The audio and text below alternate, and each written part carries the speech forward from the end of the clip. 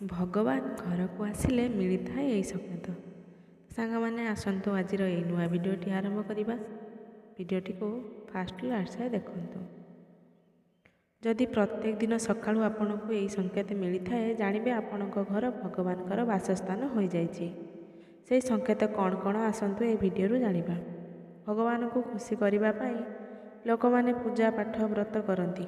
ଭଗବାନଙ୍କ ଆଗରେ ସକାଳୁ ସନ୍ଧ୍ୟାରେ ଦୀପ ଜଳାଇବା ପାଖରୁ ଭୋଗ ଲଗାନ୍ତି, କାରଣ ଭଗବାନଙ୍କ କୃପା ସବୁବେଳେ ତାଙ୍କ ଉପରେ ଥାଉ ଏବଂ ଜୀବନ ସାରା କୌଣସି ସମସ୍ୟା ନ ଆସୁ। ଏଇଟା ତ ଆମେ ସମସ୍ତେ ଜାଣିଛନ୍ତି ଯେ ଭଗବାନଙ୍କୁ ପୂଜା ଅର୍ଚ୍ଚନା କଲେ ଭଗବାନ ଆମ ଉପରେ ପ୍ରସନ୍ନ ହୋଇଥାନ୍ତି। କ'ଣ ଆପଣ ଜାଣିଛନ୍ତି ଭଗବାନ ଆମକୁ ଏହି କଥାର ସଂକେତ ମଧ୍ୟ ଦେଇଥାନ୍ତି? ଚାଲନ୍ତୁ ଜାଣିବା ସେହି ସଂକେତ ବିଷୟରେ।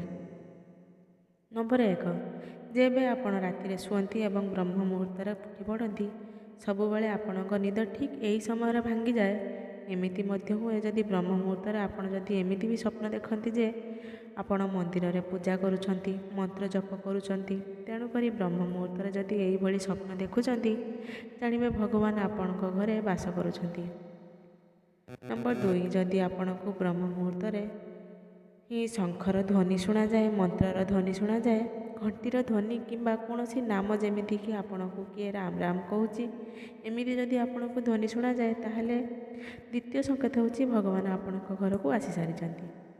ନମ୍ବର 3, ଯେବେ ସକାଳୁ ସକାଳୁ ଆପଣ ଗାଧୋଇ ସାରନ୍ତି, ଯେତେବେଳେ ଆପଣଙ୍କୁ ଗୋଟିଏ ଅଲଗା ବାସ୍ନା ଆସେ, କି ସେମିତି ବାସ୍ନା ଯେମିତି ଆପଣଙ୍କ ଛଡ଼ା ଆପଣଙ୍କ ଘରେ କାହାକୁ ବି ବାସେନି, ନା ଇଏ କୌଣସି ଅତରର ହୋଇଥାଏ ନା କୌଣସି ଅଗରବତୀ। ଏହି ବାସ୍ନା କେବଳ ଆପଣଙ୍କ ଠାକୁର ଘର ହିଁ ଆସିଥାଏ। ଏହିଭଳି ବାସ୍ନା କେବଳ ଦେବୀ ଦେବତାଙ୍କର ହୋଇଥାଏ, ଯେଉଁଥିରେ ଜଣାଯାଏ ଆପଣଙ୍କ ଘରକୁ ଭଗବାନ ଆସିସାରିଛନ୍ତି। ଯେବେ ଘରେ ନକାରାତ୍ମକ ଶକ୍ତି ଆପଣଙ୍କ ଘରେ ରୁହେ, ଆପଣଙ୍କ ଘରୁ ଦୁର୍ଗନ୍ଧ ଆସିଥାଏ, କିନ୍ତୁ ଯେବେ ଆପଣଙ୍କ ଘରେ ସୁଗନ୍ଧ ଆସିଥାଏ, ଜାଣିବେ ଆପଣଙ୍କ ଘରେ ଭଗବାନ ବାସ କରିଛନ୍ତି।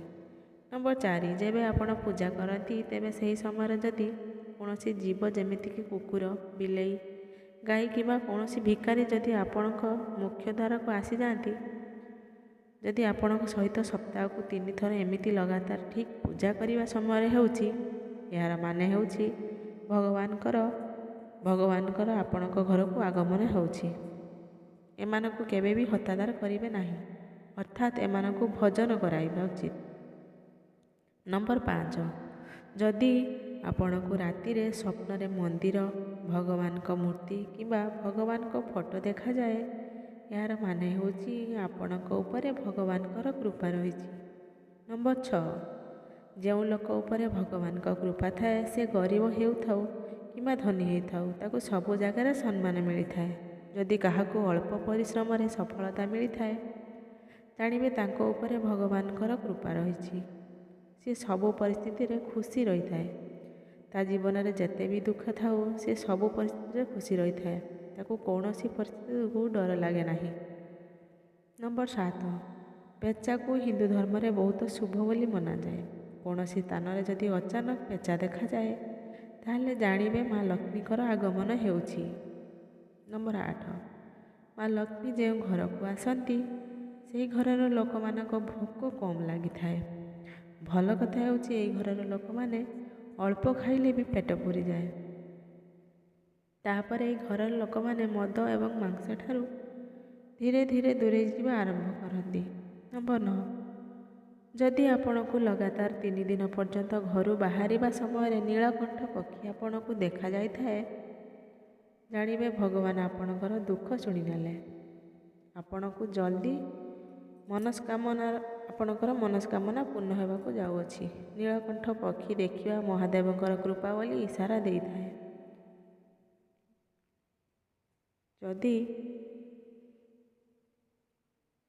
ଯଦି ଆପଣଙ୍କ ଘର ସାମ୍ନାକୁ ସବୁବେଳେ ଧଳା ରଙ୍ଗର ଗାଈ ଆସେ କିମ୍ବା ଧଳା ରଙ୍ଗର ଗାଈ ଆସି ଆପଣଙ୍କ ଘର ସାମ୍ନାରେ ତାର ବାଛୁରୀକୁ କ୍ଷୀର ଦିଏ, ତାହେଲେ ଜାଣିବେ ଆପଣଙ୍କ ଉପରେ ଦେବୀ ଦେବତାମାନଙ୍କର ସମ୍ପୂର୍ଣ୍ଣ ଆଶୀର୍ବାଦ ଅଛି। ନମ୍ବର 10, ଯଦି ଘରର ମୁଖ୍ୟ ଦ୍ୱାର ପାଖରେ ଚଢ଼େଇ ବସା କରେ, ଜାଣିବେ ଏହା ବହୁତ ଶୁଭ ସଂକେତ ହୋଇଥାଏ। କେବେ ବି ଏହି ପକ୍ଷୀମାନଙ୍କୁ ଘରୁ ବାହାର କରିବେ ନାହିଁ। ଯଦି ପୂଜା କରିବା ସମୟରେ ଅଜାଣତରେ ଭଗବାନଙ୍କ ପାଇଁ ଆପଣଙ୍କ ଆଖିରୁ ଲୁହ ଝରି ଆସେ, ଜାଣିବେ ଭଗବାନଙ୍କର ଆପଣଙ୍କର ସବୁ କଥା ଶୁଣିନେଲେ। ନମ୍ବର 11, ଆପଣ ପୂଜା କରିବା ପରେ ବାହାରକୁ ଆସନ୍ତି, ସେଠି ଯଦି ଆପଣଙ୍କୁ ମାଙ୍କଡ଼ମାନଙ୍କ ଦଳ ଦେଖାଯାଏ, ଜାଣିବେ ଆପଣଙ୍କର ପୂଜା ସଫଳ ହୋଇଛି। ଚେଷ୍ଟା କରିବେ ସେଇ ମାଙ୍କଡ଼ମାନଙ୍କୁ କିଛି ଖାଇବାକୁ ଦେବାକୁ। ନମ୍ବର 12, ପୂଜା କରିବା ସମୟରେ ଯଦି ଘରକୁ ଅତିଥି ଆସନ୍ତି, ତେବେ ଜାଣିବେ ଭଗବାନଙ୍କର କୃପା ଆପଣଙ୍କ ଉପରେ ଅଛି।